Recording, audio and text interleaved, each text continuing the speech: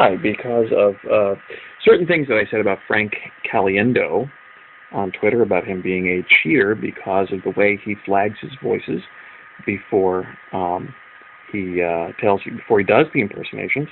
I thought it would be best and only fair if I do some of my own impersonations and don't flag them. This is completely sort of off the cuff.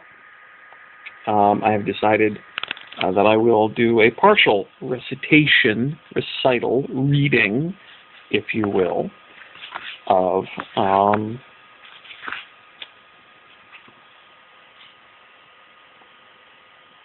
Love Song of J. Alfred Prufrock by T.S. Eliot, the greatest poet in the English language as far as I'm concerned. Ain't none better.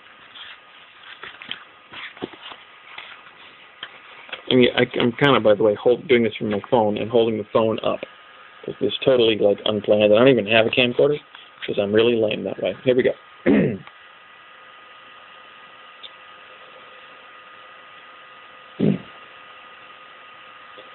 Let us go, then, you and I, when the evening is spread out against the sky like a patient, etherized upon a table. Let us go through certain half-deserted streets, the muttering retreats of restless nights and one-night cheap hotels and sawdust restaurants with oyster shells, streets that follow like a tedious argument of insidious intent, to lead you to an overwhelming question. Oh, do not ask, what is it? Let us go and make our visit. In the room, the women come and go, talking of Michelangelo. The yellow fog that rubs its back upon the window panes, the yellow smoke that rubs its muzzle upon the window panes. I got to turn the page. I didn't really plan for this. Got one hand on the book. I got one hand on the phone here. See, I'm shaking the phone so you can tell. There you go, right there like that. Licked its tongue. Ooh, this is getting sexy. Licked its tongue to the corners of the evening, lingered upon the pools that stand in drains. Let fall upon its back the soot that falls from chimneys, slipped by the terrace, made a sudden leap, and seeing that it was a soft October night, curled once about the house and fell asleep.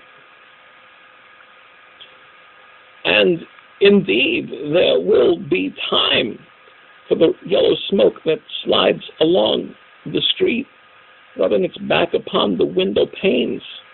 There will be time to prepare a face to meet the faces that you will meet. There will be time to murder and create, and time for all the works and hands of days that lift and drop a question on your plate.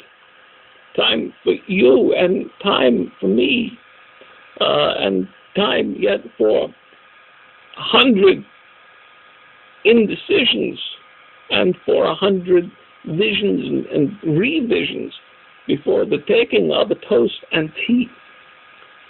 Because in the room, the women, they come and go, talking of Michelangelo.